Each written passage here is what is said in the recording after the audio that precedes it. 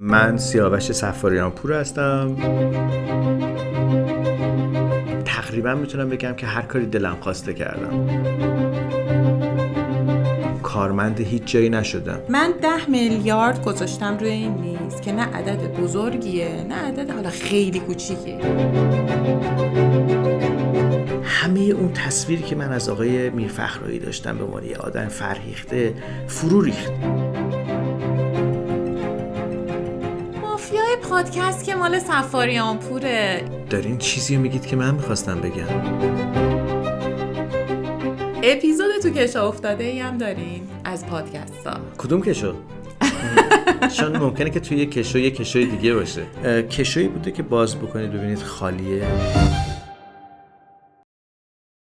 خیلی چیزا رو نباید گفت.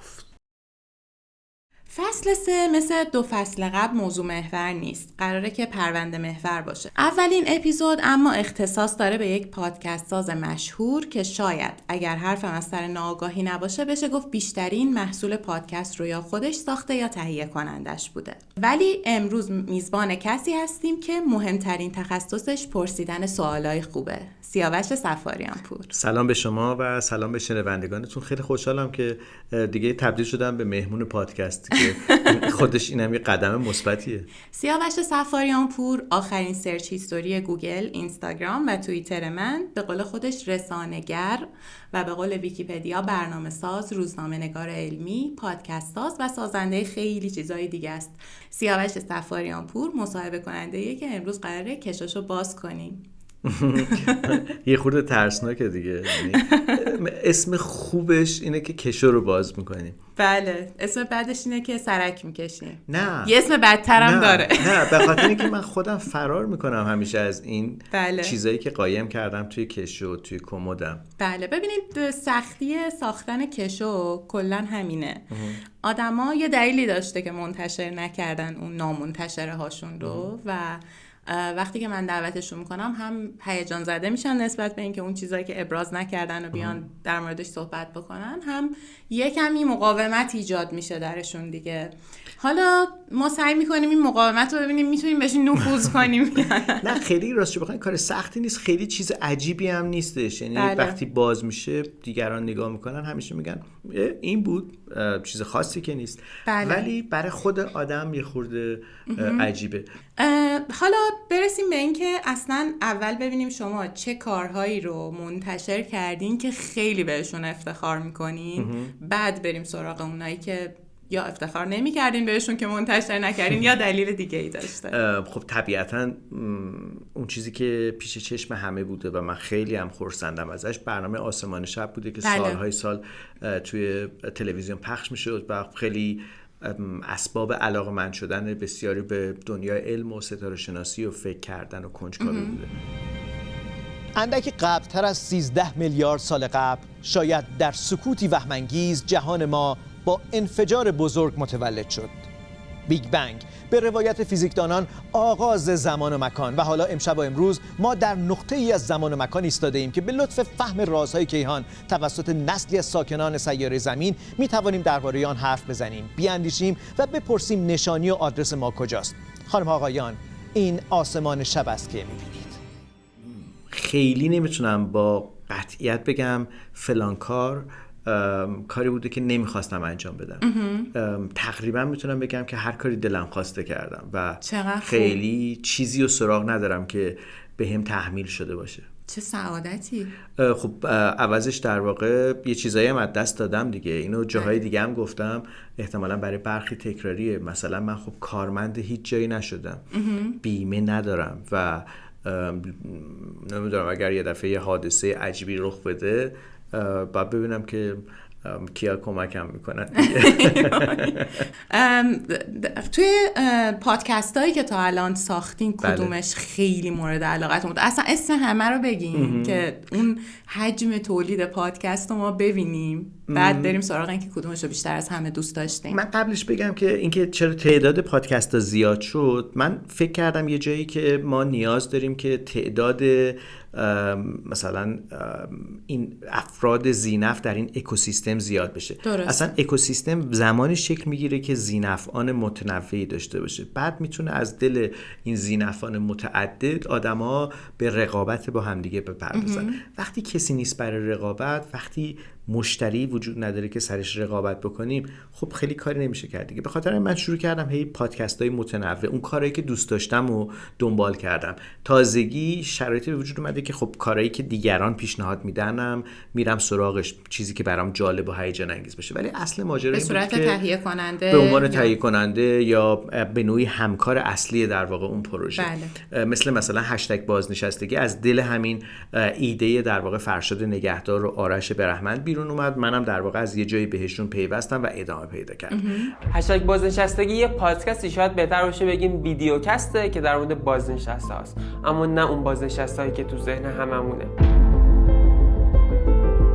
توی هشتگ بازنشستگی ما دنبال آدمایی هستیم که خیلی دنبال پایداری زندگی کارمندی نیستن، هر لحظه این آمادگی رو دارن یا میتونن در واقع شرایط محیطی رو بپذیرن، این انعطاف رو داشته باشن که اگر وضعیت دگرگون شد از این جاده پیاده بشن، از این خودرو برن توی یک جاده دیگه سوار یک خودروی دیگه بشن و مسیرشون رو ادامه بدن. دوست داریم که آدم‌ها رو از این زاویه نگاه کنیم که وقتی که هویت فردیشون یا هویت حرفه‌ایشون رو تو مسیر شغلی تغییر میدن، از تجربیاتشون تو این حوزه بگن. همه حرف ما اینه که بازنشستگی یعنی چی؟ من فکر کنم ما تو دورانی به سر میبریم که باید تعریفمون از بازنشستگی رو عوض بکنیم، تعریفمون از شغل و کار رو هم باید عوض بکنیم و ناچاریم برای این اتفاق. ولی مثلا پادکست ایستگاه فضایی یکی از اولین کارهای من بود. قبلش پادکست میرکت بود که تا یه جایی ادامه پیدا کرد، بعد دیگه آقای میرفخرایی رفتن سفر رو دیگه ادامه پیدا نکرد. درسته. دیگه پادکست های دیگه جهان شگفت‌انگیز مغز،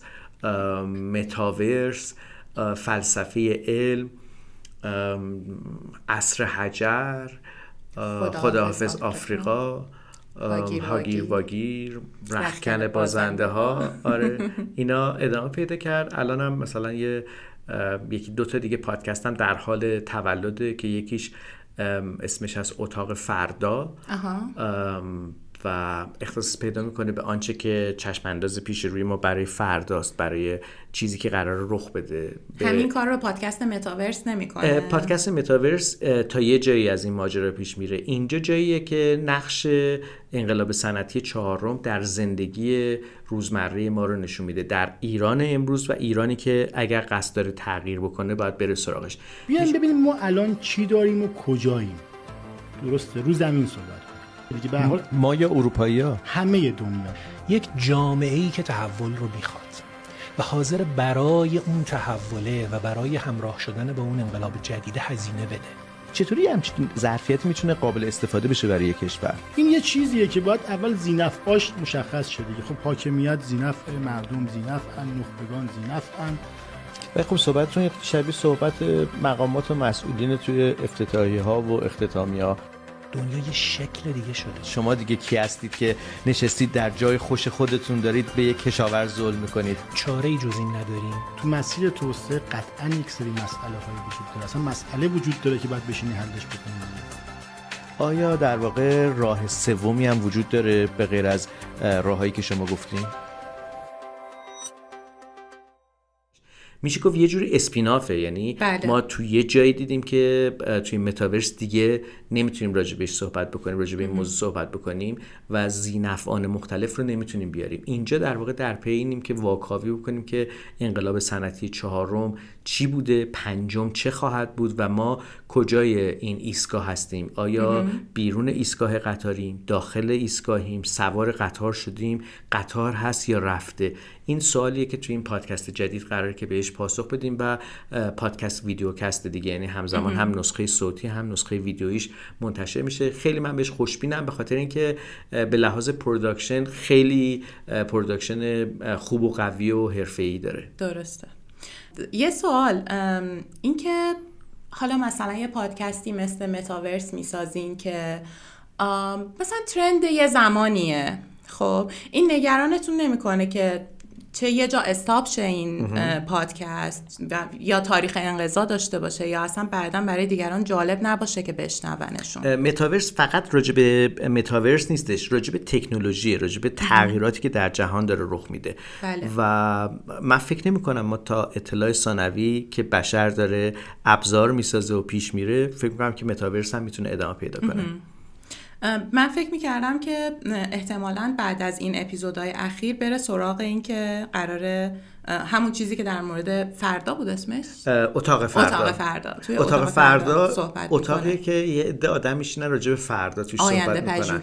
مسئله سر اینه که جهان داره یه جوری پیش میره که اگر ما تو این بزنگاه تاریخی همراه نشیم باهاش، دیگه فقط اختلاف تکنولوژیک نیست، اختلاف تمدنی برامون رخ میده و خیلی دیر شده. درسته. نگاه به سیر انتخاب اسم شما که توی برنامه‌ها و پادکستاتون میکنم، به نظرم میاد که یه علاقه به این موضوع دارین، یعنی روش یه وسواسی حداقل دارین. خیلی زیاد. و یکی از جذاب‌ترین بخش خلق یه پادکست یا یه برنامه تلویزیونی همین هست. یعنی الان مثلا همین اتاق فردا طبیعیه که دیگه تو استودیو اتفاق نمیفته، باید تو یک اتاقی در واقع ما باشیم. بله. این اتاقه باید جایی بین اکنون، دیروز و فردا باشه و اگر یه همچین اتمسفری رو نسازیم اصلا نمیتونیم راجبش صحبت بکنیم. این زمین بازیه، اتاق بازیه. درسته. تا حالا شده یه پادکست رو به خاطر اسمی که به ذهنتون رسیده راه بندازین؟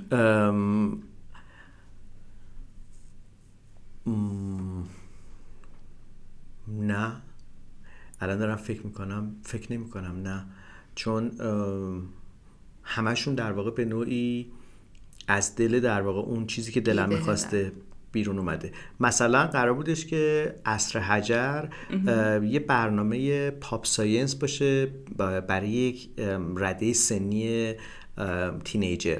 بله. ولی کم کم تبدیل شد به پادکستی که زیست شناسی تکاملی شد. ما مخترعین سوالی مکاشفانه جواب. صدای ما را از عصر حجر میشنوید. اینجا جاییه که ما نه از پرسیدن هراسی داریم و نه از این میترسیم که بگیم نمیدونیم. در واقع جیب‌های ما پر از سواله و ندونستن.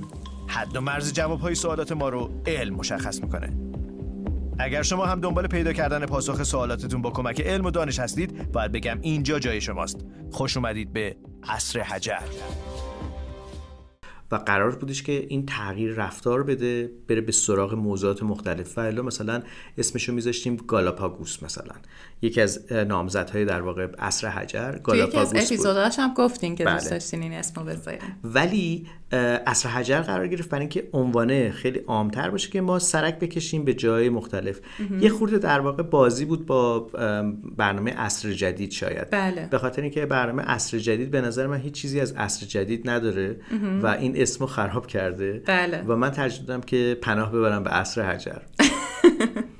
خب حالا بریم سراغ کشوتون. حالا کشوی شما چون توی زمینه‌های مختلفی آدم مؤلفی به حساب میاین، احتمالاً لایه‌های مختلفی داره. ممکنه برنامه باشه، برنامه ساخته شده یا ساخته نشده، ممکنه فیلم و سریال باشه حتی، یا ممکنه متن باشه چون سابقه روزنامه نگاری و ژورنالیسم هم دارین، و اینکه ممکنه پادکست باشه یا اپیزود یه پادکست. چی داریم تو کشوتون؟ کدوم کشو؟ چون ممکنه که توی یه کشوی دیگه باشه. حالا اونا خیلی ما فعلا بهش ترک نمیکشیم. اون لایه بیرونی کشو رو اگر باز کنین، ببینید یه عالمه چیزه، ولی چند تاشون به همدیگه انگار که پیوند دارن، انگار پیوست همدیگن. یه پادکستی بود به نام کانادا درای که من خیلی دوست داشتم که راه بیفته و پیش بره. داستان در واقع مکالمه و گفتگوی با پیرمرداست، کسایی که احتمالاً در خانه سالمندانن، احتمالاً براشون نقطه تاریخی یکی از نوشیدنی هایی که دوران نوجوانی و کودکیشون تجربه کردن، خارج شدن از دنیای لیموناد به دنیای کانادا درای، نوشابه، اولین نوشابه‌ای که اومده، اولین آگهی هایی که براش دیدن.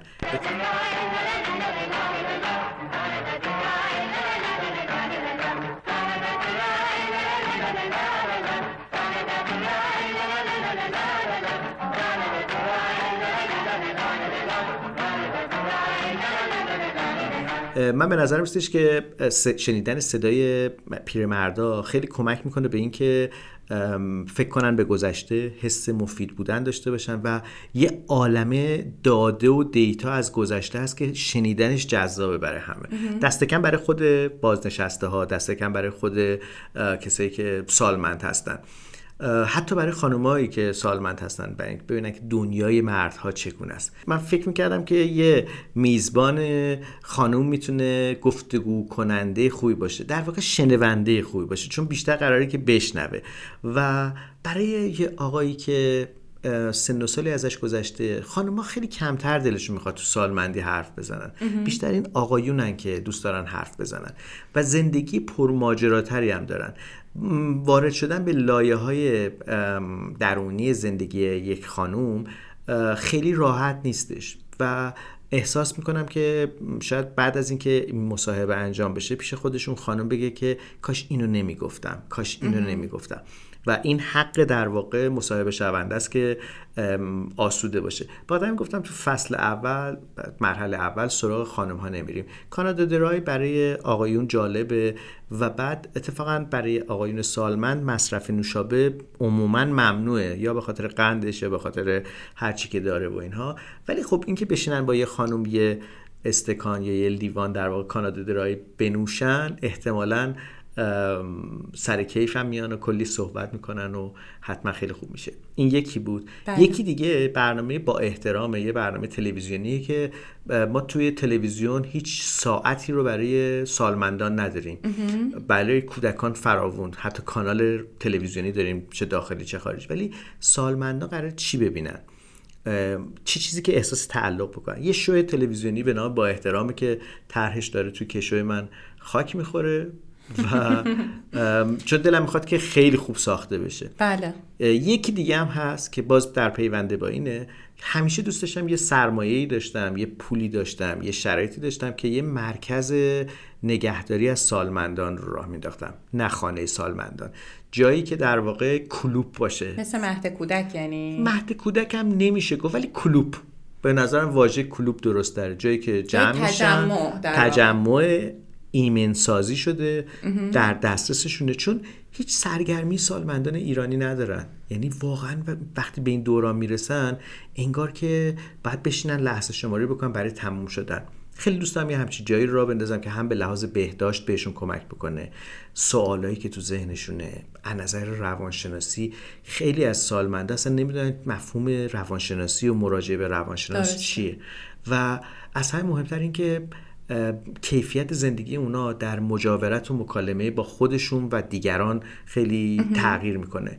اگه یک کلوبی بود که آدمای هر سنی میتونستن بیان ولی اختصاصا مناسب سازی شده بودش برای سالمندان، اونها شانس بیشتری برای مجاورت در کنار همدیگه داشتن و گپ زدن و حرف زدن و حتی ازدواج کردن، دوباره عاشق شدن، اینکه ایجاد یک فضایی برای ملاقات و بودن و معاشرت با همدیگه پیدا بکنن. به نظر من میتونه در طول عمرشون شاید اثری نداشته باشه ولی میتونه کیفیت زندگیشون رو بهتر کنه. اپیزود تو کشا افتاده ای هم دارین از پادکست ها؟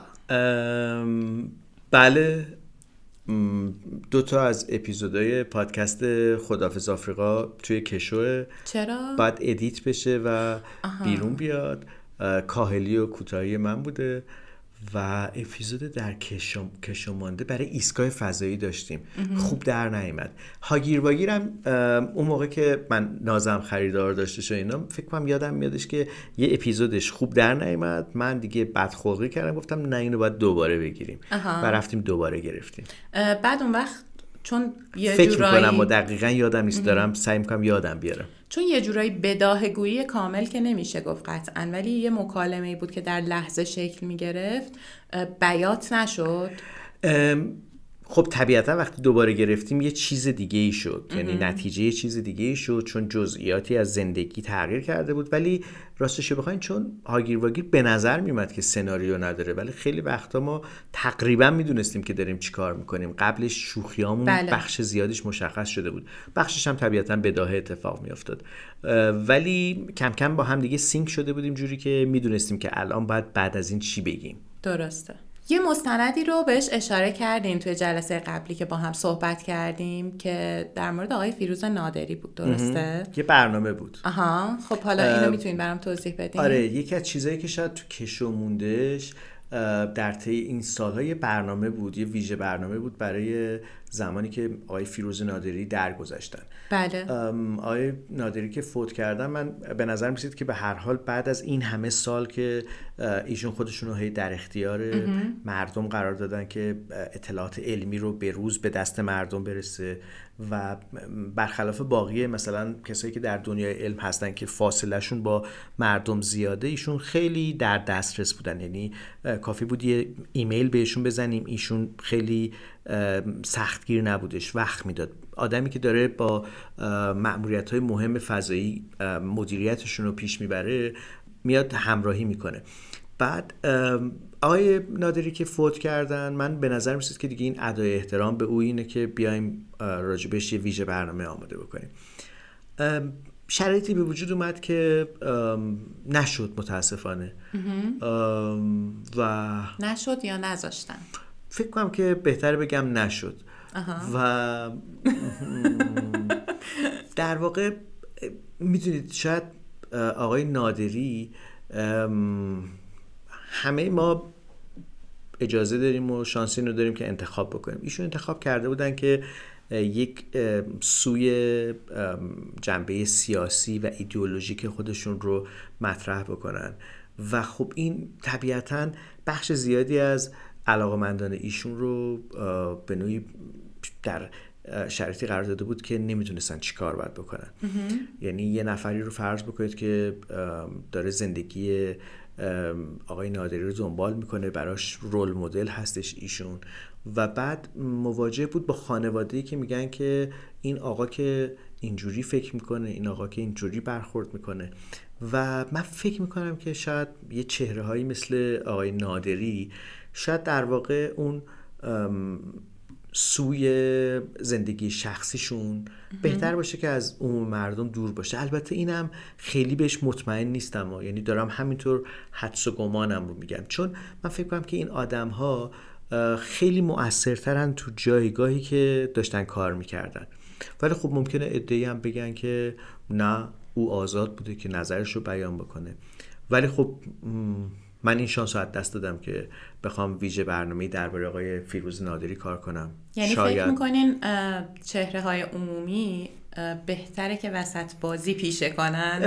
یعنی مسئولیت دارن در قبال این موضوع به لحاظ اینکه همه آدمایی که میتونن اونا رو الگو قرار بدن رو حول خودشون نگه دارن در واقع. نمیدونم، من واقعا نسبت به این موضوع گیجم از این جهت که از یه طرف میگم اون حق داره که آزادانه نظر خودش رو بیان بکنه، حق داره که بگه چطور فکر میکنه. ولی از طرفی هم تصور میکنم که سهمی که آقای نادری داره جوری بود که مثلا من یادم رفتیم برنامه دور همی آقای مهران مدیری دیگه خیلی برنامه پاپیولار و مردمی و به نوعی همه سطوح رو داره در بر میگیره. اونجا آقای مهران مدیری از من راجع به آقای فیروز نادری پرسید. برادران صفاریان پور،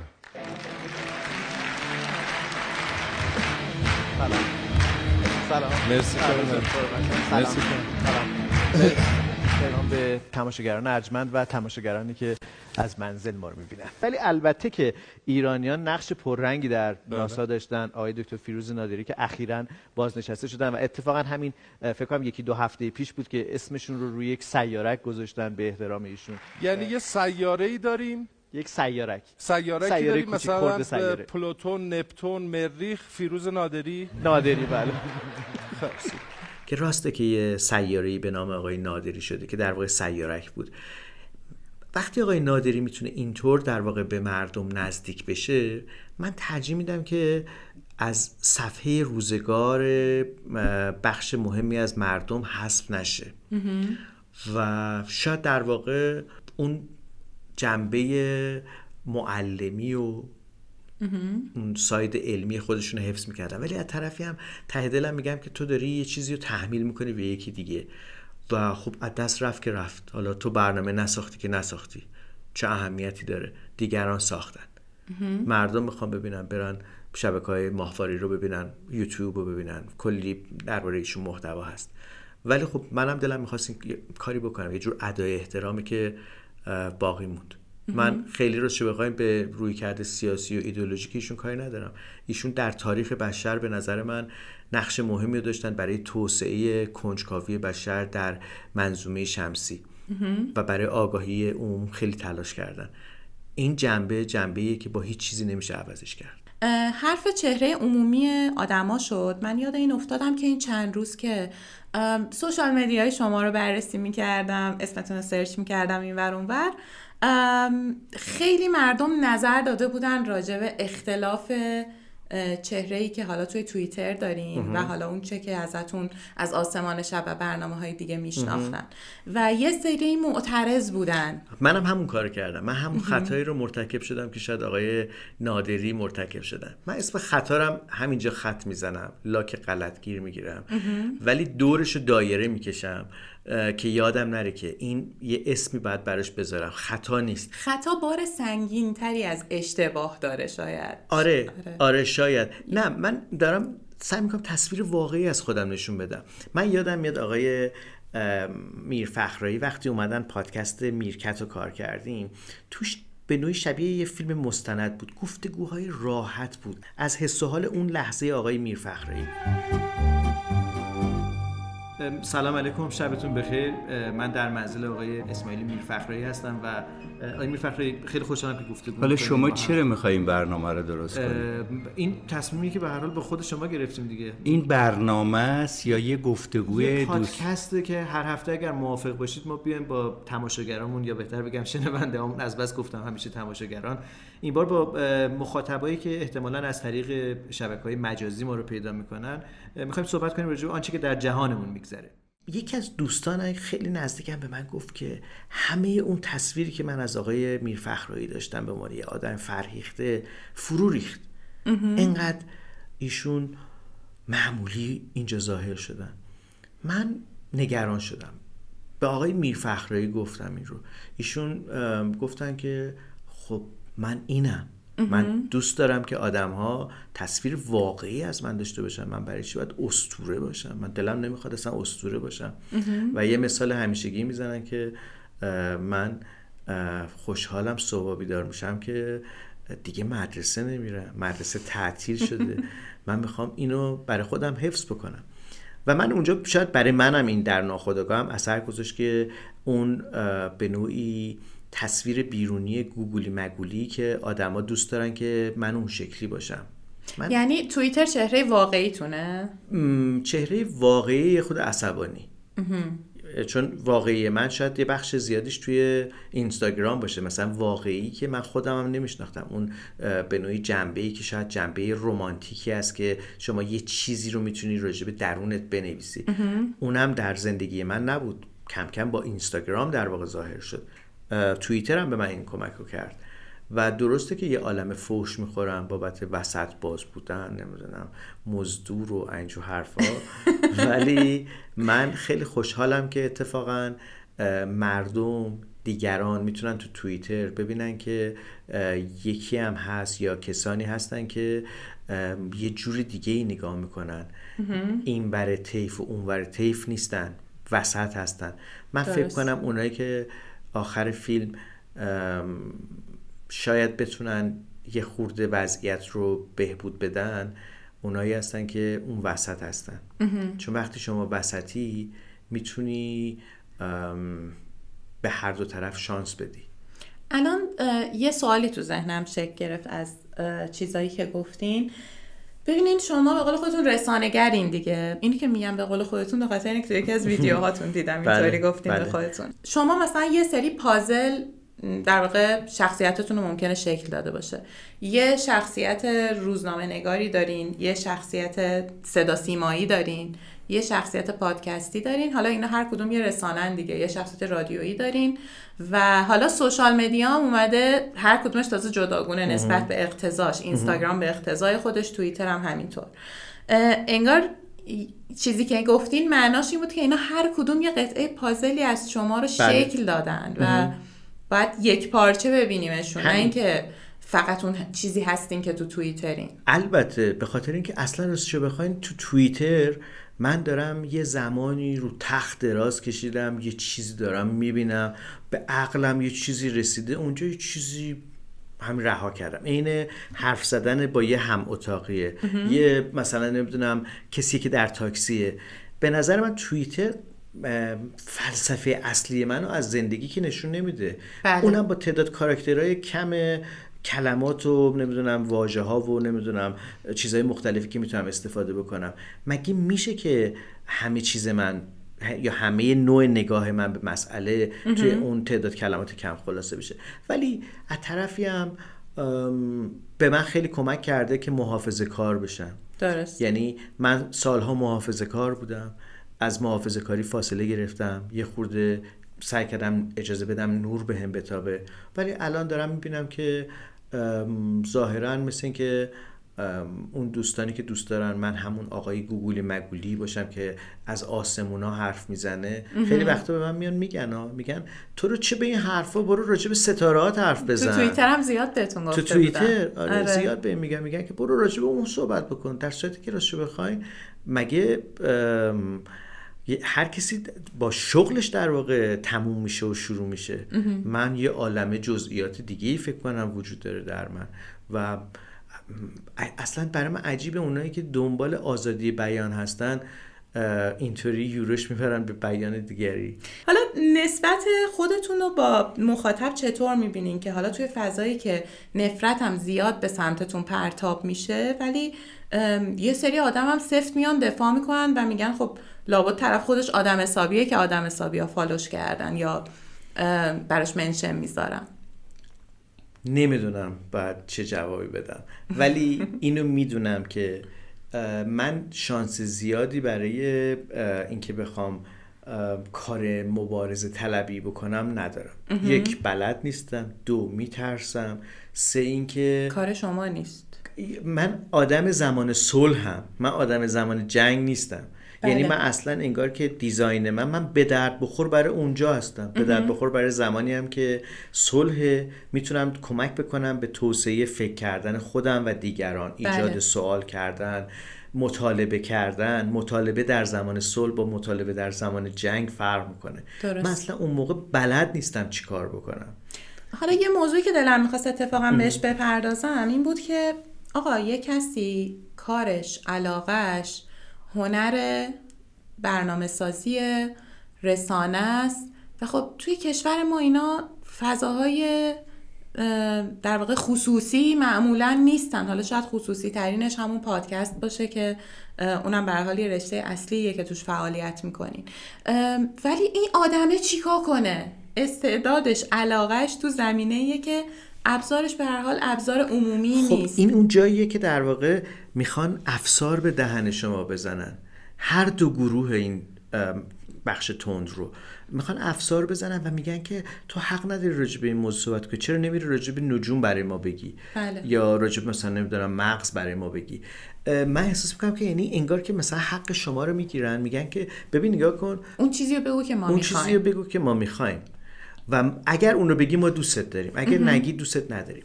من یه سمت دیگه ماجرا رو بگم که تجربه حیرت انگیز همین چند روز گذشتمه.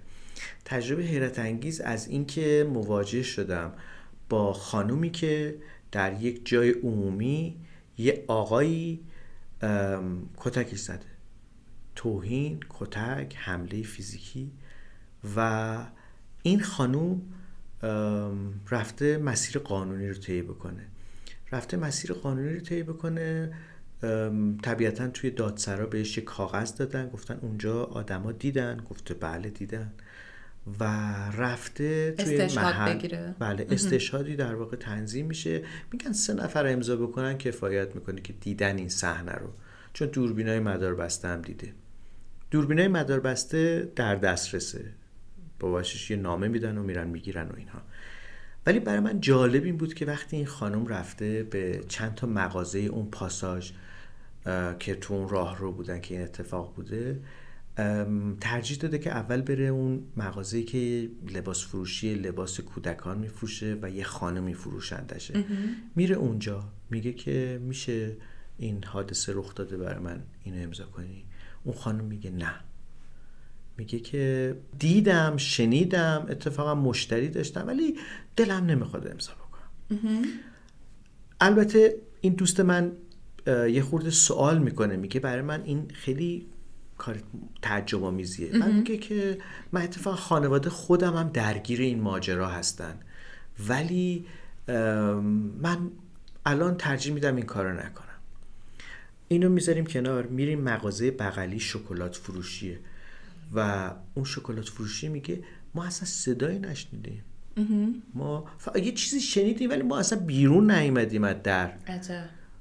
بعد میره مغازه بغلی، آقایی که باز لوازم دیگه میفروشه میگه که من اصلا اون موقع نبودم اونجا. و این خانم دیده بوده اون آقا رو، اون یکی ها رو دیده بوده که اومدن بیرون. و عجیبه که همه این در واقع این دوران اخیر دنبال حقوق زنان هستن ولی جایی که موقعیتی که میتونن یه نقش خیلی عادی قانونی انجام بدن، یه مداخله‌ای بکنن که به نوعی شاید کمک کنه به کاهش آسیب به زنان، این کارو نمیکنن. چیزی بیشتر از حرف زدن در واقع. و بعد من فکر کنم این دوستان همونایی که تو توییتر میان به من میگن که تو فلانی. خیلی متاسفم اینو بگم، من واقعا شوکه شدم از این که یه خانم مورد تعرض قرار میگیره و دیگرانی که شاهد بودن دیدن حتی حاضر نیستن اسم و کد ملیشون رو به عنوان کسی که دیده این صحنه رو بگن. بله. حالا ممکنه بگن که درد سر داره، ممکنه ما رو بخوان فلان این حرفا، ولی خیلی من انقدر از این ماجرا شگفت زده شدم که فکر کنم تا اطلاع ثانوی راجبش همه جا برم صحبت بکنم. چون فکر میکنم که این خیلی عجیبه که من ادعای یک مطالبه بزرگ داشته باشم ولی در مینیموم سهمی که خودم میتونم ادا بکنم در جایی که میدانش میرسه این کار رو نمی کنم.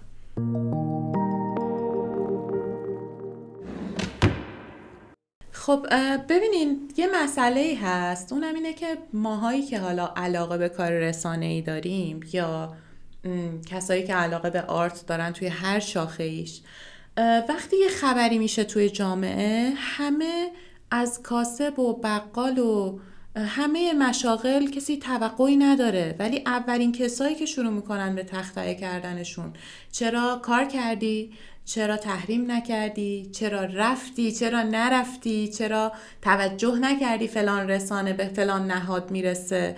و این سرزنش هایی که مدام دریافت میکنن به نظر من خیلی چیز عجیبیه، برای اینکه خب اون آدمه چیکار کنه؟ اون آدمه زمین بازیش رسانه است و رسانه امر خصوصی نیست توی کشور ما، حالا به جز شاید تا حدود زیادی پادکست، ولی چی کار کنه اون آدمه؟ بعد مثلا این فشار رو از بعد از 1401 به خصوص مثلا سر جشنواره فجر به این ور هنوز ما شاهدش هستیم که این فشاره میاد که شما حق ندارین کار کنین یا حق ندارین با فلان رسانه یا فلان نهاد یا حتی فلان شخص کار کنین. این چارش چیه؟ دارین چیزی رو میگید که من میخواستم بگم. یعنی خیلی متشکرم، اولین باری که دارم از کسی میشنوم که شهامت اینو داره که در یه جایی که دیگران میشنون این حرف رو بزنه، چون در فضای خصوصی همه راجع به این موضوع صحبت میکنن ولی در فضای عمومی کسی راجع به این موضوع صحبت نمیکنه که ما با دو تا گروه روبرویم. یکی این که میگه که به یک کارگردان یا بازیگر چه ربطی داره که راجع به موضوعات اجتماعی صحبت میکنه، اون یه طیفشه. یه گروهه. یه گروه دیگه میگن که چرا موضوعت رو روشن نمیکنی. یعنی ما با دو تا گروه تندرو روبرویم. من ترجیحم اینه که اولا وارد این بازی نشم، به خاطر اینکه بلد نیستم این بازی رو. این بازی مشکلی ندارم دعوا بکنم و این کار سختی نیست که دعوا کردن خیلی راحته، ولی اینکه آیا او در پی دریافت پاسخ واقعی من هست یا نه و نمیخواد جواب واقعی منو قبول بکنه. شما فقط یه خوراکین.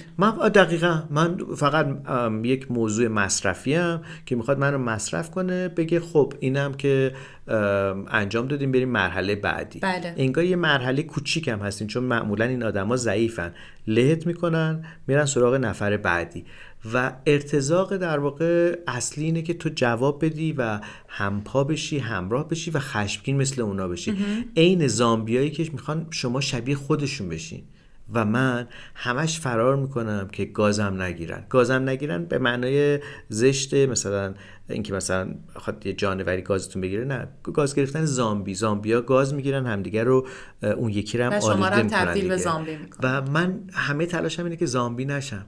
یعنی ممکنه شده باشم، نمیدونم، ممکنه منم شده باشم، ولی در این حال من تمام گمانم اینه که بهترین راه حل برای بچه‌ها اینه که شما تندرو نباشین در هر سمت ماجرا.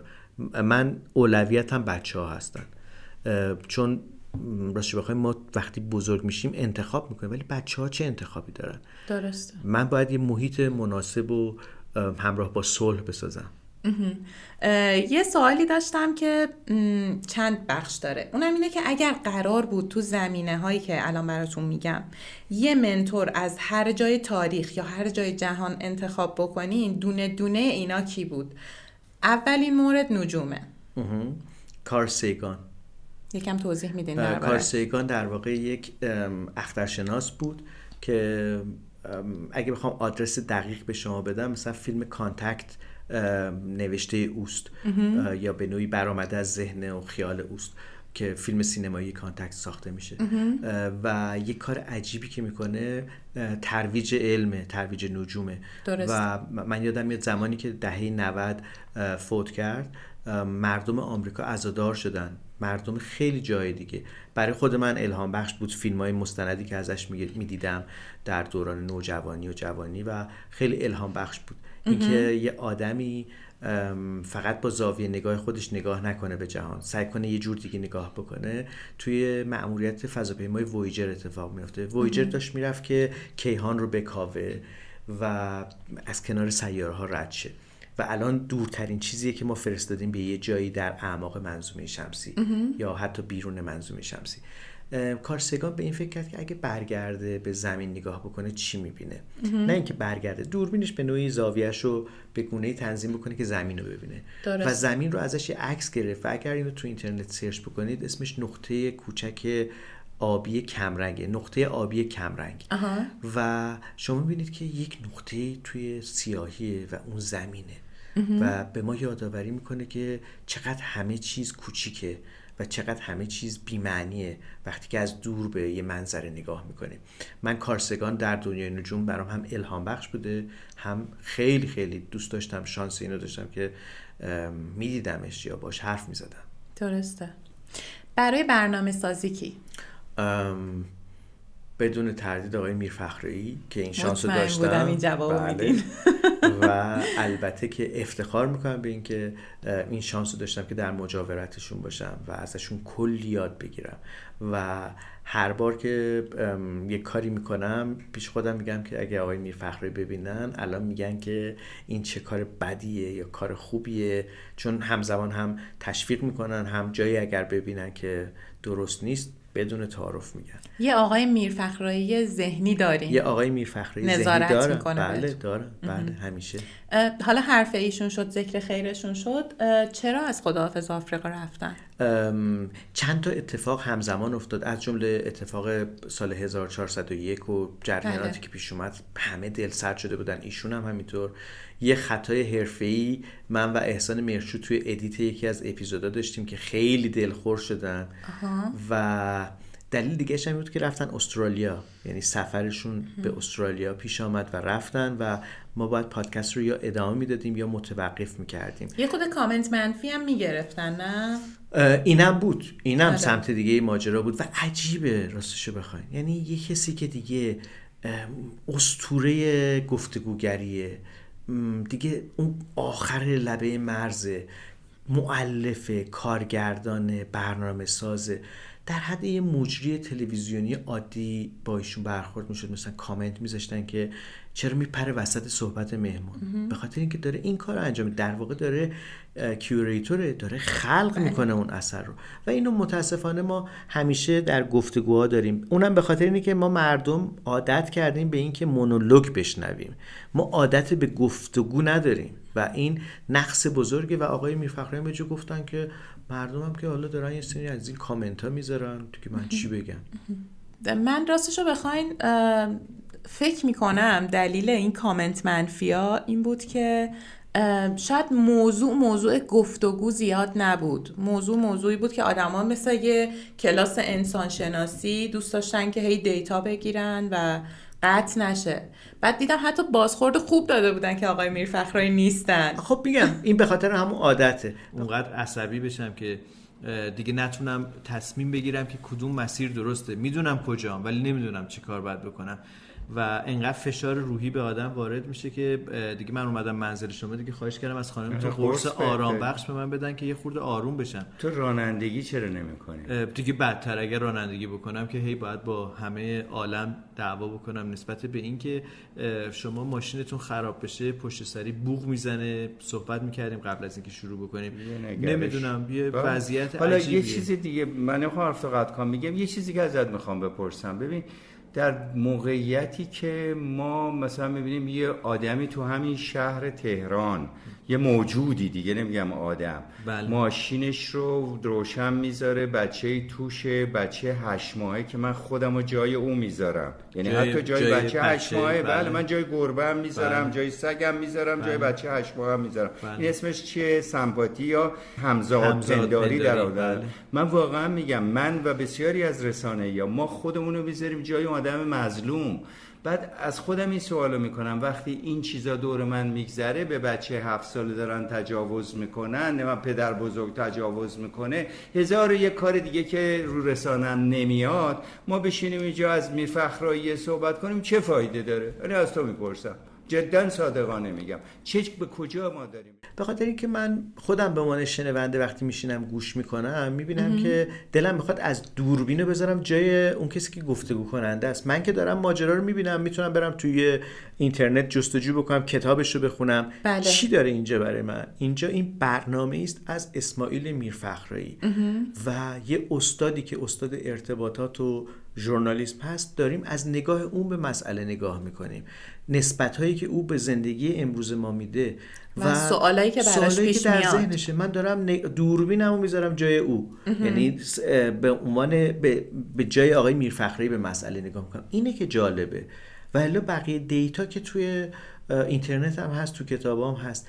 آقای میرفخرایی به ماجرای خروج انسان از آفریقا چطور نگاه میکنه، آقای وحدتی نسب چطور نگاه میکنه. ما متاسفانه عادت به گفتگو نداری و این اونجاییه که خودشو نشون میده. و من به جای آقای میرفخرایی بودم حتما مقاومت میکردم و میگفتم که خیلی چیز اهمیت داره نیست. اگه دنبال رول مدلای من میگردید، یکی از رول مدل‌ها حتما اگر که میخواستم انتخاب بکنم آقای ابراهیم گلستان بود. اتفاقا آقای گلستان خیلی خوب نشون داده که اون حرفی رو میزنه، اون چیزی رو میگه که فکر میکنه درسته، تعارف نداره و پای حرفش هم وای میسته. 5 آمدم از ایران بیرون. 2005 چی شد اومدی؟ میشه بگیم چی شد اومدی بیرون؟ من قبلا آمدم بیرون. من سال 67 آمدم بیرون. الان این قصه که براتون میگفتم سال 67 اتفاق افتاد همین. نه ولی خب میومدیم میرفتیم، ولی بعد اون دیگه نرفتیم دیگه. بعد از 75 که اومدیم دیگه نرفتیم. نه برم چهارم. برم چهار کنم. هیچ وقت دلتون تنگ نشد؟ نه اگه آدم دلش برد در خشت و دیوار تنگ بشه خیلی احمقه. خب حالا من اینو خیلی شد تو شما دوست دارم، خیلی تو تز درجه‌ای که آدم دلش برای در دیوار خاک تنگ نمیشه، ولی چرا ملت اینقدر خاک میکنن؟ خاک چه معنی میده؟ از ملت بپرسیم. من این کار نمیکنم. بعد این خونه معمارش هم معمار بیگ بنه نه؟ معمار کی؟ معمار بیگ بنه. بیگ بن چیکار داره؟ نه معمار هاوس پارلمنت. هاوس پارلمنت. خب شما چی؟ نه به من هیچ اضافه نمیکنه. هیچی از من کم نمیکنه. کاش منم اونقدر دانا بودم، اونقدر پرتجربه بودم مثل آقای گلستان و اونقدر صریح بودم که نترسم. ایشون خیلی شجاع بود. بله البته خب مهمترین وجه شجاعت همون دانایی است دیگه. آره البته یا باید دانا باشی یا باید احمق باشی. ولی خب تنها بود. یادمون نره آقای گلستان خیلی تنها بود. درست. در تنهایی هم گذران کرد و تمام شد. ولی خب پای حرفش وایساد و وایسادن باید بگم و گفتن یه جایی توی یک مسابقه اخیرش میدم که تغییر انسان با یک انسانی که تغییر میکنه اتفاق نمیافته، با انسانهایی که در تداوم هم دیگن. خیلی جالب بود. بله اتفاقا میخواستم ازتون بپرسم که منتور خلاقیتتون کی بود؟ فکر میکنم جوابو دادین درسته؟ نه آقای گلستان نیست. منتور خلاقیت هم کاراکتر آقای گلستان براتون جالبه؟ آقای گلستان جالبه. شجاعت، یعنی اگه قرار بود شجاعت از یه نفر یاد بگیرم و البته بپذیرم که تنها بمونم و بپذیرم که دیگران دلخورم بشن، آقای گلستان بود. ولی اینکه خلاق باشم واقعا نمیدونم. من فکر کنم که زمین خلاقیت رو با فؤاد برادر دوقلوم تجربه کردم و اینکه دنبال این باشم که یه زاویه دیگه ای نگاه بکنم. فکر کنم که راستش بخواین این از اون چیزایی بوده که برام الگو نداشتم. من سعی کردم خوب تماشا بکنم و بعد تمرین بکنم. خلاقیت یک کاریه که به نظر من باید تمرین کرد، بعد آدم خودش رو در مجاورت چیزهای مختلف قرار بده.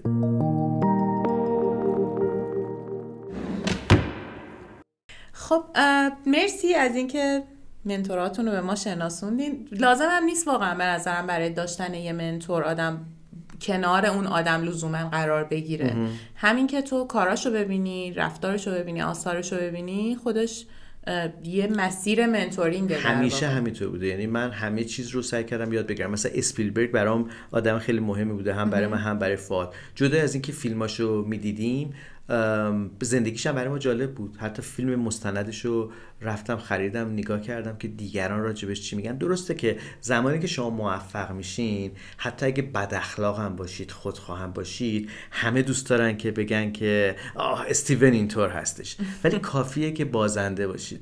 همه میگن که اخلاقش خوب نیست، زندگیشو ببین به کجا رسیده. ولی در صورتی که من تصورم اینه که نتیجه بازی روی قضاوت غلط مخاطبا خیلی نقش داره و اونا به ما آدرس غلط میدن. من ترجیح میدم که توی دست کم توی این 40 سال دوم زندگی اونجوری باشم که فکر میکنم که درسته، حتی اگه که تنها بخوام بمونم. فکر نمی‌کنم تنها بمونی. میترسم. همیشه اتفاقا دنبال تحسین گرفتن از دیگران بودم. اینو الان اعتراف میکنم. و اصلا اینکه دیگران بگن که وای چقدر مثلا صدامو مطمئنم که بدترین صدای جهانه، ولی انقدر اخیراً میبینم که آدما میگن که وای چه صدای قشنگی دارین، بعد داره خودم باورم میشه، میگم نکنه واقعا راست میگن قشنگه. و بعدم هم نمیاد. یعنی اینکه تحسین میکنن کلی کیف میکنم که میگم که خب جالب بوده. ولی در این حال اینم بگم که از کامنت های منفی خیلی کم میترسم این روزا. یعنی پیش خودم مثلا میگم که این کسی که تو توییتر به این پیامو داده، میرم صفحه‌شو نگاه میکنم، میرم نوشته‌هاشو نگاه میکنم، میبینم که واقعا چجور داره به جهان نگاه میکنه. بلاک نمیکنم، خیلی کم بلاک خیلی میکنم. وقتا پاسخ مؤدبانه ترتمیز میدین. آره مثلا همون خانومی که راجع به در واقع توییتر آره کیمیا رو کد کرده بود، نوشته بود این کیه که در واقع دنبالش میکنم، حالم به هم میخوره و اینها. من موسش زدم که خیلی عذرخواهی میکنم که ساختار گوارشتون رو دچار مشکل کردم، ولی این شکلیه دیگه، من این شکلی هم دیگه. البته حالا به غیر از ایشون که رفتم نگاه کردم دیدم که واقعا آدم جالب توجهی هن. ما اختلاف زیادی فکر نمی‌کنم با هم داشته باشیم. فکر کنم که مثلا از دور درست ندیدن یا مثلا شاید با سوگیری نگاه کرد.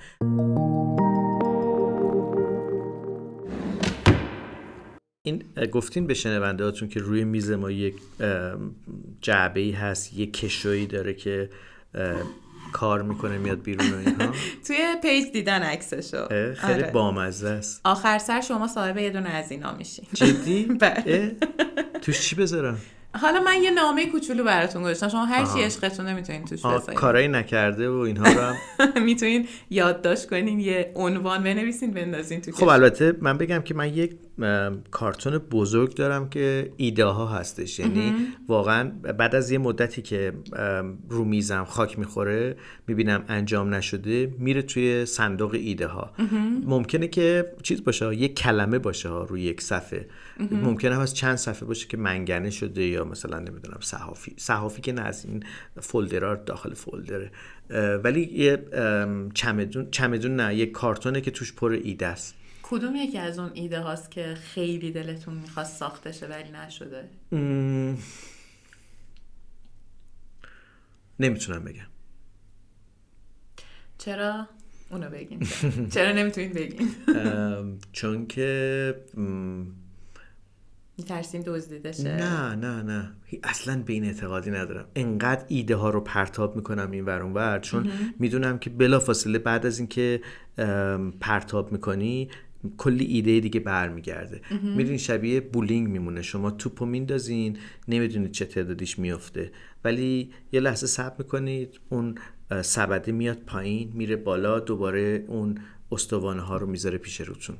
اون در واقع اون گلدونا چی بهش میگن اونا رو توی بولینگ؟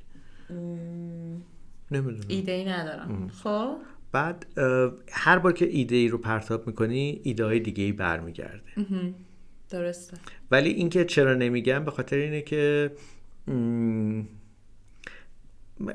داستان یه دلخوریه. یعنی در تداومش به خاطر دلخوری اجرا نشده، به خاطر احترام گذاشتن به آدم‌های دیگه. درسته. باش، ما ازش میگذریم. حالا دیگه چی دارین تو اون کشو که دلتون میخواد اصلا اجرا شه؟ یعنی یه روزی ممکنه درش بیارین. 40 سالم که شد یه فهرست آرزوهامو نوشتم، چیزایی که دوست دارم انجام بدم. چیزای عجیبی نیستش، ولی اینکه اگه قرار باشه که الان بهم بگن که مثلا زمان زیادی نیست برای زندگی کردن، چه کاری رو انجام میدی؟ حتما میرم سراغ اون. هر از گاهی میرم سراغش. یه لیست حدود مثلا فکر کنم 30 تا 35 تا ماجرای جالبه که دوست دارم تجربه کنم. خب برسیم به یه بازی که من دوست دارم حالا با آدمای جالبی که دعوت میکنم باهاشون این بازی رو انجام بدم، واسه هر کسی هم به فراخور حالش در واقع ایجاد شده. ببینید من برنامه سازی رو دوست دارم، یعنی واقعا برام جذابه. حالا شاید شرایط الان به لحاظ اجتماعی خیلی بستر مناسبی نباشه برای این کار، اما دوست دارم از تجربه شما توی این زمینه یه بازی در بیارم. فرض میکنیم دوران اوج دیده شدن و تاثیر صدا سیماست، مثلا اواسط دهه 70 تا اواسط دهه 80. اون چیزی که حالا تو ذهن من اوج ثبت شده. همزمان فکر کنین سوشال مدیا هم هست، وی او دی هم هست، یعنی همه رسانه ها رو در اوج در دسترس داریم. من 10 میلیارد گذاشتم روی این میز که نه عدد بزرگیه نه عدد حالا خیلی کوچیکیه، ایست متوسطیه، کار را میفته باشه. آره. شما فرض کنین من ازتون میخوام به عنوان یه تهیه کننده برای من یه برنامه‌ای بسازین که سکوی پرتاب من باشه. موضوعش، چنل انتشارش، حتی زمان پخشش، مجریش، اینا کی خواهد بود؟ بذارین این بازی رو از اونجا شروع بکنیم که دوست دارم اسمش اول چی باشه. من فکر کنم که اگر در واقع همه چیز بر وفق مراد بودش و شرایطمون شرایط ایدئالی بود که شما اشاره کردین، من حتما تلویزیون رو انتخاب میکردم، به خاطر اینکه دسترسی عمومی بهش خیلی ساده تره و همه جای ایران و حتی فراتر از ایران میتونن اون رو ببینن. و بعد محتوایی که اونجا درست میشه تحت یک دیسیپلینی هستش که اون دیسیپلین کمک میکنه که در جاهای دیگه هم قابل بازنشر باشه. اگه بخوام در واقع موضوعش رو انتخاب بکنم، حتما موضوعش راجع به در واقع اسطوره‌زداییه. اسطوره‌زدایی از کسایی که ما فکر میکنیم که آدم‌های اصلی هستن ولی آدم‌های اصلی نبودن. در واقع یه مجموعه گفتگو با آدم‌هایی که نقش دوان. نقشه 2 حوادث مهم تاریخی هن. آدمی که خودش داره یک ماجرایی رو ایجاد میکنه عموما نمیبینه که چه اتفاقی میفته. یعنی من اگر بخوام با چه گوارا رو انتخاب بکنم برای اینکه باش گفتگو بکنم یا مثلا یکی از فرماندهان نزدیکی به او، حتما یکی از اون فرمانده ها رو انتخاب میکنم، ولی فرزندش و خانواده‌اش رو انتخاب نمی‌کنم، به خاطر که اونا حتما با یه سوگیری بهش نگاه می‌کنن. هر کسی با سوگیری نگاه می‌کنه. من شاهدای عینی رو بازیگرای نقش 2 حوادث تاریخی میدونم، کسایی که نه اون تنش رو داشتن تجربه میکردن ولی نگاهشون از بیرونتر به ماجرا بوده و از نزدیک اونها میدونن که چه اتفاقی افتاده. مطمئنم گفتگو کردن با این افراد برای دیگران شنیدنیه، برای تاریخ ماندگاره.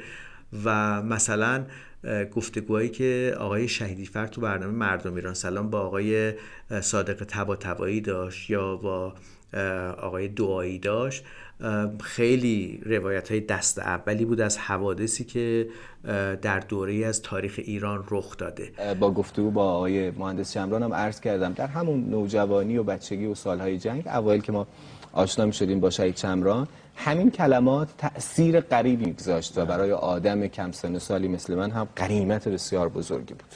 بذارید من همینجا یک خاطره کوچیکی رو نقل بکنم. خیلی خوبه. باز تصادفاً در لبنان بودم و در شهر سور در انستیتوت تکنولوژیش نشسته بودیم، سر سفره نهار می‌خوردیم. چند تا از دوستان بود.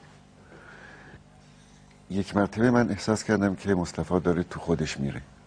حالتش هم خب برای من خیلی ملموس بود دیگه. من هر حرکتش و هر موجه چشمش و هر انگشتش رو تکون میداد میفهمم، میدیدم چشگاهی میگفتم مصطفی چه مرگته، بگو حرف بزن، خالی کن خودتو، نریز توی وجودت.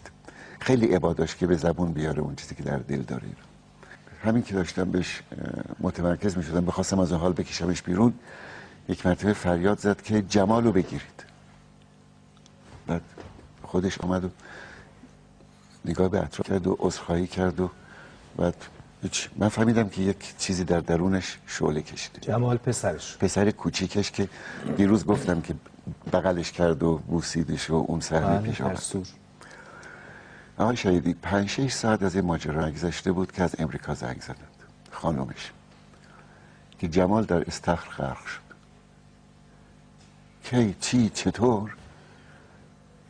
خانومش تعریف میکرد که من از بالای ایوان بالکن نگاه میکردم، کنار استخر قدم میزد، رفت یه چیزی توپی رو آب بود اومد برداره که من فریاد زدم جمالو بگیرید، اون خدمه‌ای که تو حیاط هستند، و افتاد تو آب. تا اطرافیان اومدند و رفتم بالا خودم و رسوندم، متاسفانه دیر شده بود و جمال فوت کرده بود. و حتما آقای شهیدیفر، چرا که نه، آقای شهیدیفر یکی از بهترین گفتگو کننده هایی که میشناسم. شاید اگه قرار باشه که انتخاب من باشه، من آقای فریدون صدیقی رو انتخاب میکنم برای گفتگوگری.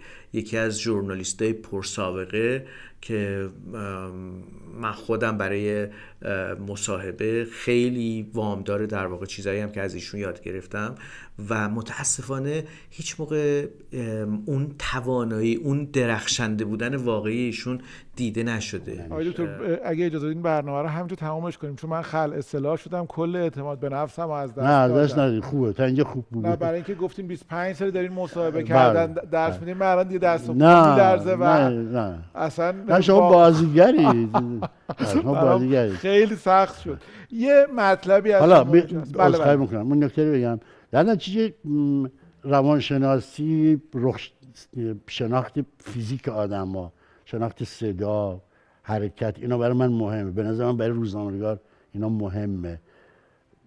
شناخت سینما مهمه، یعنی فیلم دیدن مهمه. نمیشه کسی کتاب بخونه فیلم نبینه، نمیشه کتاب بخونه روزنامه‌نگار باشه نمایشگر نه. اینا یه همپوشانی دارن با هم. توی روزنامه نگاری اینطور بوده ها، ولی توی بستر بزرگتری آقای صدیقی این شانس برای مردم میتونست وجود داشته باشه که ایشون رو ببینن و توانایی گفتگوگری ایشون رو ازش حظ ببرن.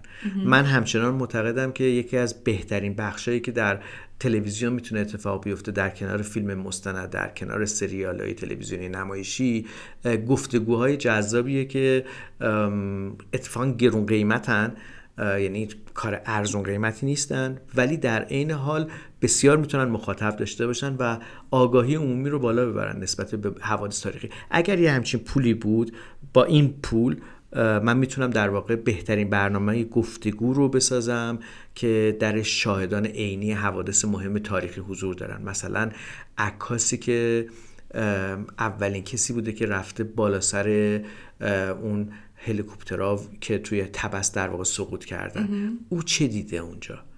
حتما اون چیزی که اون دیده خیلی خیلی مستنده. میدونید این شکل گفتگو یه جایی بین مستندسازی و گفتگوها و مصاحبه های معمول تلویزیونیه. من بهرام محمدی فرد هستم، متولد 1338 اردیبهشت 38. متولد تهران هستم، توی خانواده متوسط. حالا پدر خدا بیامرزم کارمند بود و کارمند اداره روانشناسی. 5 تا برادریم، عرضم حضورتون، و یه خواهر. برادر بزرگم از اونجایی که هنرمند بودن و هنرسان و هنرهای زیبا درس خوندن و نقاش بودن اینا، خب یه تمایلی تو وجود همه اهالی خونه به وجود آورده بود. کارهای هنری همه علاقه من شده بودیم. اون زمان که این محل اومدیم نارمک اسمش، من 5 سالم بود. اینجا مدرسه و دبیرستان اینا رفتم تا زمان سربازیم توی قسمت سمی بصری نقابی. خب اونجا هم فیلمبردار داشت، عکاس داشتن، اینو با اونا کار میکردم. سربازی من مصادف شد با داستان انقلاب. دقیقا جایی هم سرباز بودم که گارد حمله کرد و اتفاق افتاد. اینا مرکز آموزش نیرو هوایی که دیگه طبعا از 1 سال قبل انقلاب دیگه تظاهرات هم میرفتیم عکاسی میکردیم و با بچه های اونجا هم بودن، میرفتیم بیرون عکاسی میکردیم و دیگه از اونجا دیگه خیلی جدی شد عکاسی کردن من. یعنی با درگیری شروع شد کار من، یعنی اینکه هم تو انقلاب و هم بعد انقلاب که جنگ شده اینا که دیگه خو کردن به این سبک عکاسی، یعنی عکاسیه که حالا توش اسلحه هست و درگیری هست و اینا، که دیگه حالا اسمشو میذارن عکاس جنگ میگن. و اسم شاهد عینیه؟ شاهد عینی خورده زیادی شاید آدرس مستقیم میده؟ نه خیلی خشکه. آنسو. البته اسم یه برنامه تلویزیونی بودش که آقای حمیدی مقدم میساخت، ولی به نظر من اسمیه که سالهای سال میتونه کار کنه. آنسو در واقع جای دیگه ایه ولی همونجاست. یک چیزه ولی دارید از جای دیگه ای بهش نگاه میکنید. به نظرم آنسو اسم خیلی خیلی مناسبیه. خب اون وقت آنسو برای من پولم در میاره؟ حتما، به خاطر اینکه برنامه پر مخاطبیه و میتونه به راحتی اون برنامه آگهی بگیره.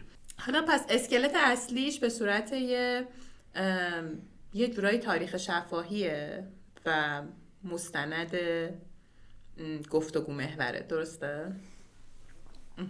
بله، به خاطر اینکه من فکر کنم با ظهور هوش مصنوعی اصالت مسئله اصلیه. یعنی اینکه شما احتمالاً بعد از این ما مواجهیم با روایت آدم‌هایی که قلابی هن، فیکن و اونا رو مثلا هوش مصنوعی با هوش مصنوعی ساختن و داره یک ماجرای تاریخی رو تعریف میکنه.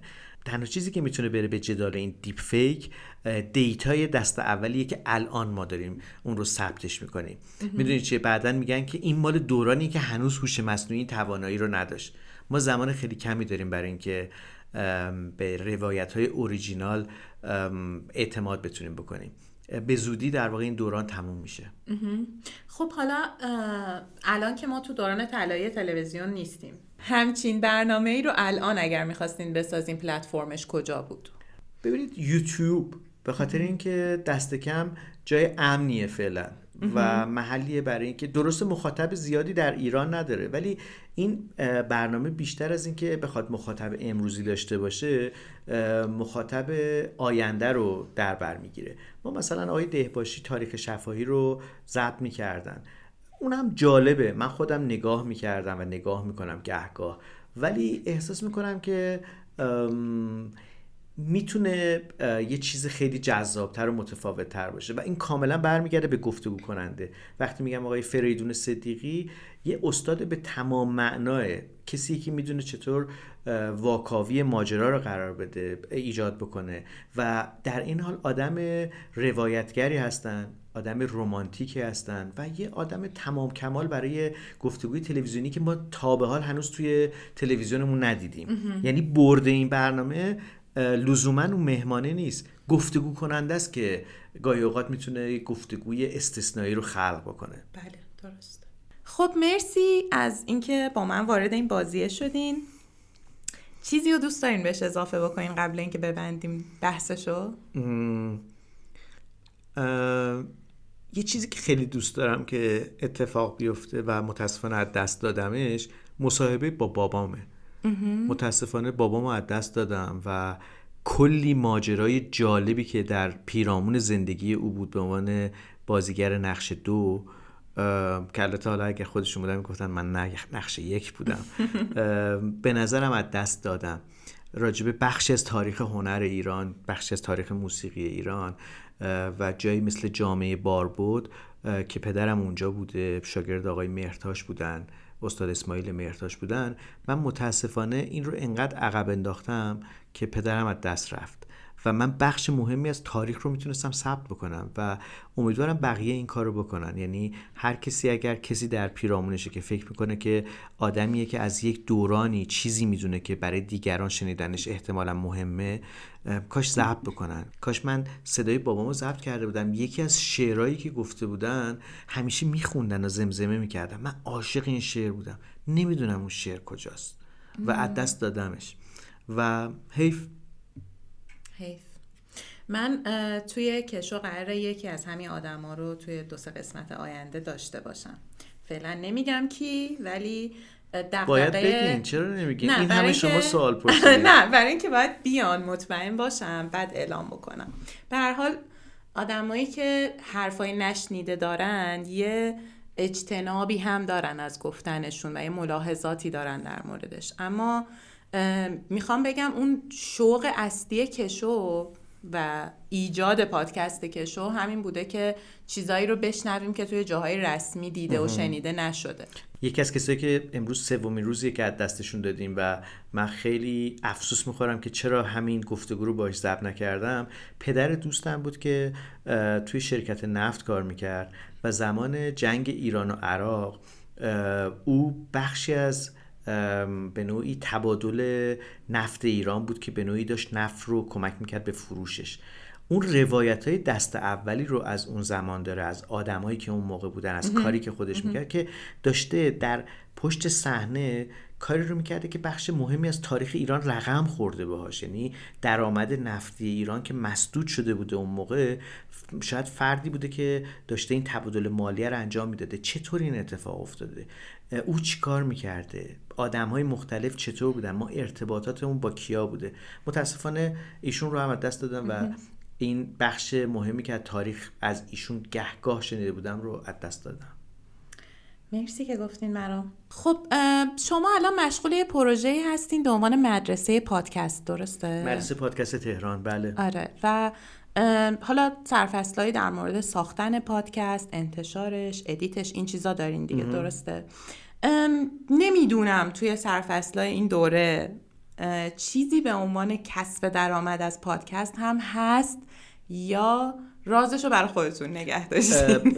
راستش بخواین بخش مارکتینگ مسئله مهمیه که شما محصولتون رو درست میکنید با 1000 زحمت و باید این شنیده بشه. نمیشه که توی کوه بریم داد بزنیم کسی نشنوه ما رو. بله. به خاطر همین یه بخشی از این مدرسه اختصاص پیدا میکنه به همین مارکتینگ، عرضه محصول و در تداومش درآمدزایی از اون. درسته. خب حالا فرض کنیم که الان سرفصل درآمدزایی از پادکسته و شما میخواین خیلی فشرده یه سری سرنخ بدین به آدمایی که پادکست میسازن که آقا از پادکستتون پول دارین. مثلا بعد از اون همایش باشگاه پادکسترهای جوان من یه چیزی جلب نظرم کرد. آدما همه میگفتن که نه من دنبال پول نیستم، اینو دلی انجام میدم. ولی خب چرا دنبال پول نیستی؟ خب به همین دلیلم در واقع دنیای پادکست تبدیل میشه به یه دنیایی که هر از گاهیه. ما تعداد کسای زیادی داریم که پادکست میسازن و تموم میشن، بعد از یه مدتی خسته میشن، رهاش میکنن. درآمدزایی این شانس رو ایجاد میکنه که شما بهش حرفه‌ای‌تر نگاه بکنید و پایدارتر کارتون ادامه بدید و فکر نکنید که کار بیهوده‌ایه و اتفاقا تلاش بکنید برای اینکه شنونده داشته باشید، چون وقتی شنونده داشته باشید میتونید آگهی بگیرید. وقتی که در واقع دارید روی مرز درست تولید محتوا کار میکنین، برای اسپانسرها هم جذاب میشید. بله. و این میتونه کارتون رو تداوم بده. سوال من اینه که حالا خیلی‌ها مثلا پشت سرتون اینطوری میگن مافیای پادکست که مال سفاریان پوره، این مثلا هر چی پادکست به اون ربط پیدا میکنه مثلا اونه که پول در میاره، اسپانسر میگیره. فوقش 20 تا پادکستن که اسپانسر میگیرن، 8 تاش هم مال سفاریان پوره. ولی واقعیت اینه که خب خیلی از اونایی هم که الان اسپانسر دارن ربطی به شما ندارن و طبیعتا یه مسیر رو رفتن که رسیدن به کسب درآمد از این زحمتی که دارن میکشن. چیه این قضیهش؟ آیا کیفیت محتوا مسئله است؟ شبکه سازی مسئله است؟ تبلیغ دادن این ور اون ور مسئله است؟ مارکتینگ بر بستر دیجیتال چیه؟ جریانش چیه؟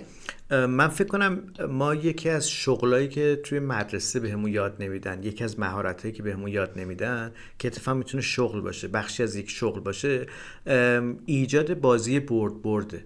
وقتی که شما بتونید برای اسپانسر شرایطی ایجاد بکنید که اون شما رو بخواد، وقتی که نسبت بهش خیلی نگاه از بالا به پایین نداشته باشه. من دیدم دوستای پادکستری رو دیدم که میگن خب حالا آگهی تو بده میخونیم، بعد با دل سردی کامل میخونم. من اینو از محمد رضا ماندنی یاد گرفتم توی پادکست هاگیر واگیر که ما داشتیم یه مرغ فروشی رو آگهی میکردیم. من فکر میکردم که اینو قبلا هم گفتم که مثلا شاید شبیه آقای شبخیز داریم مثلا دی تو دی توی دبی رو داریم تبلیغ میکنیم. گفتم شأن من نیست.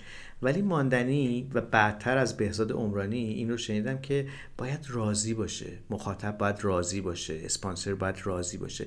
ما خیلی وقتا اینو بهش توجه نمی‌کنیم. میگیم که اسپانسر داره پولشو میده دیگه، باکس خودشو داره دیگه، حالا من میرم میخونم دیگه، یا من نمیخونم یکی دیگه بخونه. ولی من از هم ماندنی هم از بهزاد عمرانی یاد گرفتم که باید برای اسپانسر احترام قائل بود، برای اون فکر باید کرد که منفعت اون چیه که داره به من پول میده و من باید تمام و کمال این کار رو انجام بدم دیگه. یعنی تو صفحه اینستاگرام بنویسم، اینا رو پیوند دهنده هم دیگه میدونم، توییتر، اینستاگرام، پادکست، حتی ویدیوکست، مثلا پشت صحنه هایی که مثلا میتونه منتشر بشه. اینا همه بازی برد رو برای من و اسپانسر ایجاد میکنه. خیلی وقتا شکست میخورم توی پیدا کردن اسپانسر، بعضی وقتا هم برنده میشم، میتونم در واقع اسپانسر بگیرم. حالا اتفاقا میخواستم بگم این چیزی که الان دارین میگین راجع به احترام به اسپانسر مال وقتیه که شما دایره مخاطبینتون به حدی رسیده که برای اسپانسر جذاب باشه. اما نکته اصلی تر به نظر من یعنی و بیسیک تر اینه که اصلا چطور به اون اندازه مخاطب آدم برسه که برای اسپانسرها جذاب باشه. اینم یاد میدین توی مدرسه پادکست؟ اینکه شما چطور شکست میخورین به نظر من وقتی بدونید میتونید متوجه بشید که چیکار باید بکنید که نزدیک به اون نشید. و من تمام در واقع ماجرا رو در طی کردن همه فرایند میدونم. ما خیلی وقتا فرایند رو ناقص طی میکنیم و بعد میبینیم نتیجه نمیگیریم. من کجای کار درست پیش نرفتم، کجای کار خودم رو جای مخاطب نذاشتم، برای دل خودم ساختم و من برای دل خودم میسازم، انتخاب میکنم که میگم این سوژه، این طرح جالبه، من دوست دارم راجبش کار بکنم. ولی از یه جایی به بعد که میره شروع میکنیم به ریکورد کردن و برنامه سازی کردن، سعی میکنم همه اون فرایند برنامه سازی رو دنبال بکنم، سعی میکنم خودم به جای مخاطب بذارم کسی که داره میشنوه جالبه این براش یا نه. و به خاطر همینم هستش که من سعی کردم که این مدت برم سراغ پادکستایی که گفتگو درش حاکمه، مونولوگ نیستش. درست. مونولوگ ساختن هم آسونه هم سخته، ولی بیشتر آسونه به نظر من. ولی وقتی که شما گفتگو میکنید، همین الان ما 2 میکروفون داریم، وقتی 3 نفر بشیم 3 میکروفون داریم، کنترل صدا برای سخت میشه، ادیت و تدوینی سخت میشه دیگه. توی یک استودیوی ساده نمیتونیم کارمون رو ضبط بکنیم. و من رفتم سعی کردم تعداد پادکست هایی که گفتگو درش حاکم هستش رو اینا رو افزایش بدم، به خاطر اینکه این ژانر جدیدم استفاده بشه، آدما بهش اعتماد بکنن و بدونن که ارزشش رو داره که بهش بپردازن. و سعی کردم که اون جوری که باشه که اون تایمش، اون کیفیت گفتگو جوری باشه که آدما دوست داشته باشن بشنون. هر جا که دیدم که به لحاظ برنامه سازی، یعنی من اون به هر حال اون خورجین برنامه سازی و تجربه برنامه سازی رو با خودم آوردم دیگه، هر جا دیدم که باید تموم کردم. فکر نمی‌کنین این که تونستین پادکست ها رو به یه مسیری ببرین که به درآمدزایی برسن به خاطر سرمایه اجتماعی بوده که از قبلش داشتین؟ یعنی شهرت، شناخته شده بودن؟ بی تأثیر نبوده. خب حالا فرض کنین یه آدمی که از صفر داره میاد تو مدرسه پادکست و به قول خارجی ها نوبادیه و میخواد یه پادکستی رو بیاره بالا، پادکستش هم موضوع خوبی داره، ایده خوبی داره، اجراش هم یه استانداردی داره، این آدمه چجوری باید اون 0 تا مثلا 40 که شما از قبل طی کرده بودین رو طی بکنه و برسه به اون جایی که بتونه درآمد داشته باشه؟ چرا من این سوالو میپرسم؟ به خاطر این دغدغه که تا وقتی که پادکست‌های متعدد به عنوان یه بیلبورد برای بیزنس ها دیده نشن، کیفیت پادکست فارسی رشد نمیکنه. کاملا درسته، موافقم کاملا. نکته‌ای که وجود داره اینه که من دنبال شریک میگردم پیوسته، دنبال همدست به معنی کسی که همراه بشیم، با همدیگه کار رو انجام بدیم، ذوق همدیگه بشیم. من خیلی وقتا میتونم خودم تنهایی یه کاری رو انجام بدم، تقریبا همه جا میتونه آدم خودش تنهایی انجام بده، ولی نه لذت بخشه نه کیفیت سازه. به خاطر همین من فکر کنم که تمام کسی که میخواد در واقع بدون اسم هستش بیاد داخل یک کاری قرار بگیره، باید توانایی ارتباط برقرار کردن با دیگران هم داشته باشه، باید خودشو در کنار دیگران قرار بده، باید متواضع باشه. به نظر من کاری که خود من انجام میدم، یعنی سعی میکنم که ارتباط با آدمو برقرار بکنم، شبکه اجتماعیمو گسترده بکنم، یعنی شبکه ارتباطیمو گسترده بکنم. و فکر میکنم که برای من راستش بخوای اتفاقا خیلی سخت‌تر بودش وارد شدن به دنیای پادکست تا کسی که بخواد همینجوری وارد بشه، چون آدما از آدمی که کارشو خوب انجام میده حمایت میکنن، ولی از من یه خورده همون اول انتظار زیادی هم وجود داشت دیگه. اگه صدا کیفیتش خوب نباشه، خوب میتونن ایراد بگیرن، بگن تو که این همه کار کردی هنوز بلد نیستی صدا برداری کنی، تدوین کنی.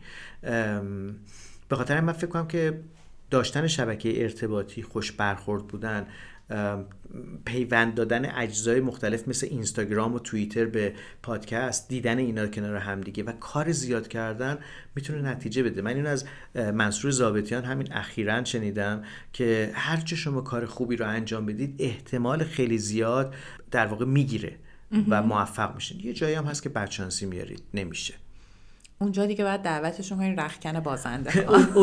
اونجا به قول آقای کیارستمی باید میزتو عوض بکنی، بعد بری سر یه میز دیگه بشینی.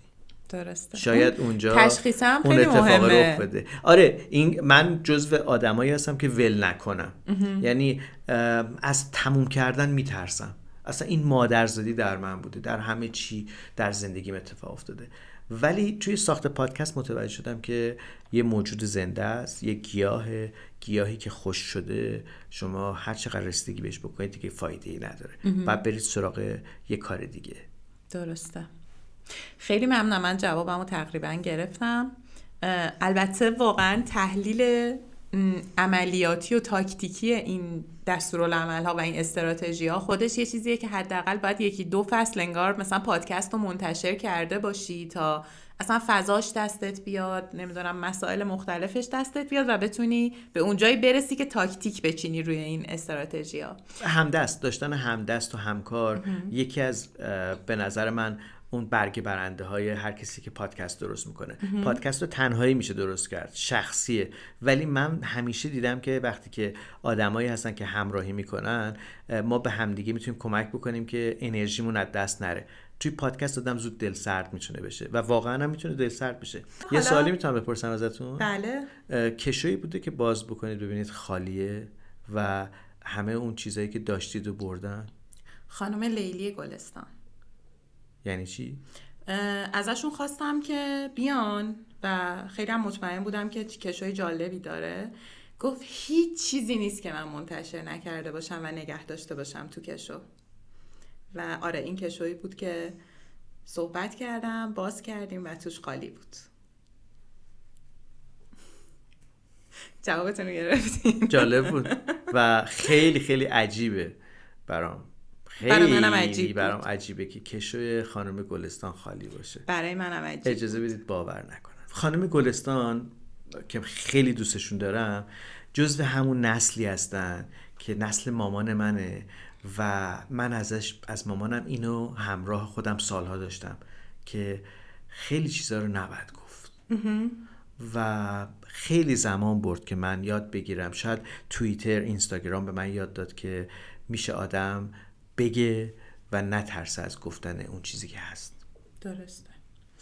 خب حالا اگر میخواستین یه مهمونو به کشو دعوت بکنین و از کشوش بشنوین، در واقع کشوشو باز کنین، اون کی بود؟ آقای آیدین آغداشلو. آقای آیدین خب سوالی بوده که دوست داشته باشین ازتون بپرسم. بله. ولی نپرسیدم. بله. چی؟ خیلی سوالات. مثلا؟ نمیگم. یه دونه‌شو گلچین کنین بگین. نمیگم. باشه میپذیرم. من تا این لحظه تصمیم گرفته بودم بدجنس نباشم، ولی خب به هر حال منم مثل همه آدما یه سمت بدجنس دارم. اینو میذارم اینتروی پادکست. من سیاوش صفاریان پور هستم. یک آدم بدجنس. یک بدجنس.